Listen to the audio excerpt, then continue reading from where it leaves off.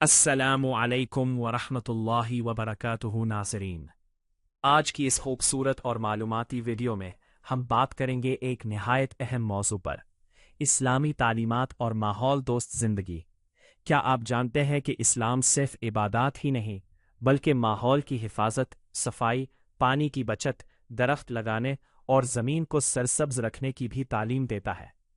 قرآن مجید اور احادیث مبارکہ میں ایسی بے شمار ہدایات موجود ہیں جو آج کے جدید ماحولیاتی مسائل کا بہترین حل پیش کرتی ہے۔ آج دنیا آلودگی، موسمیاتی تبدیلی اور قدرتی وسائل کی کمی جیسے خطرناک مسائل کا سامنا کر رہی ہے، لیکن اسلام نے 1400 سال پہلے ہی انسان کو اعتدال، صفائی اور ماحول کے تحفظ کا درس دے دیا تھا۔ تو آئیے اس ویڈیو میں ہم جانتے ہیں کہ اسلامی تعلیمات ہمیں ماحول دوست زندگی گزارنے کے بارے میں کیا پیغام دیتی ہیں، اور ہم اپنی روزمرہ زندگی میں ان خوبصورت اصولوں پر عمل کر کے اپنی دنیا کو کیسے بہتر بنا سکتے ہیں۔ اسلام ایک مکمل ضابطۂ حیات ہے جو انسان کی انفرادی، اجتماعی، اخلاقی اور روحانی زندگی کے ساتھ ساتھ ماحولیات کے تحفظ کی بھی تعلیم دیتا ہے۔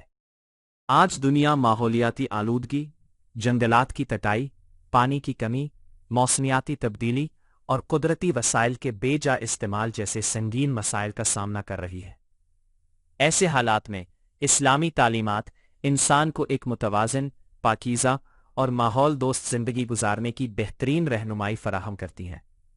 قرآن مجید اور احادیث مبارکہ میں زمین، پانی، درختوں، جانوروں اور قدرتی وسائل کے احترام اور حفاظت پر خصوصی زور دیا گیا ہے۔ اللہ تعالیٰ نے انسان کو زمین پر اپنا خلیفہ بنایا اور اس کے ذمے یہ ذمہ داری رکھی کہ وہ زمین کی اصلاح کرے، فساد نہ پھیلائے۔ قرآن مجید میں ارشاد ہوتا ہے کہ زمین میں فساد نہ پھیلاؤ جبکہ اس کی اصلاح کر دی گئی ہے۔ اس آیت سے واضح ہوتا ہے کہ ماحول کو نقصان پہنچانا، آلودگی پھیلانا، پانی ضائع کرنا اور قدرتی وسائل کو تباہ کرنا دراصل فساد کے زمرے میں آتا ہے۔ اسلام انسان کو اعتدال، صفائی اور ذمہ داری کا درس دیتا ہے تاکہ زمین کی خوبصورتی اور توازن برقرار رہے۔ اسلام میں صفائی کو نصف ایمان قرار دیا گیا ہے۔ یہ صرف جسم یا لباس کی صفائی تک محدود نہیں بلکہ ماحول کی پاکیزگی بھی اس میں شامل ہے۔ گلیوں، راستوں، محلوں، مساجد اور پانی کے ذرائع کو صاف رکھنا اسلامی اخلاقیات کا اہم حصہ ہے۔ نبی کریم صلی اللہ علیہ وآلہ وسلم نے راستے سے تکلیف دہ چیز ہٹانے کو بھی صدقہ قرار دیا۔ یہ تعلیم دراصل ایک صاف اور محفوظ معاشرے کی بنیاد ہے جہاں انسان اور ماحول دونوں محفوظ رہیں۔ پانی اللہ تعالیٰ کی عظیم نعمت ہے اور اسلام اس کے ضیاع سے سختی سے منع کرتا ہے۔ حضور اکرم صلی اللہ علیہ وآلہ وسلم وضو میں بھی پانی کم استعمال فرماتے تھے، حالانکہ پانی وافر موجود ہوتا تھا۔ اس سے ہمیں سبق ملتا ہے کہ قدرتی وسائل خواہ کتنے ہی زیادہ کیوں نہ ہو، ان کا فضول استعمال درست نہیں۔ آج پانی کی قلت پوری دنیا کا ایک بڑا مسئلہ بن چکی ہے، اور اسلامی تعلیمات ہمیں اس نعمت کی قدر کرنا سکھاتی ہے۔ درخت لگانا اور سبزہ اگانا بھی اسلام میں نیکی اور صدقہ جاریہ قرار دیا گیا ہے۔ رسول اللہ صلی اللہ علیہ وآلہ وسلم نے فرمایا کہ اگر قیامت قائم ہونے لگے اور کسی کے ہاتھ میں پودا ہو تو اگر ممکن ہو تو اسے لگا دے۔ اس حدیث سے اندازہ ہوتا ہے کہ اسلام ماحول کی بہتری اور شجر کاری کو۔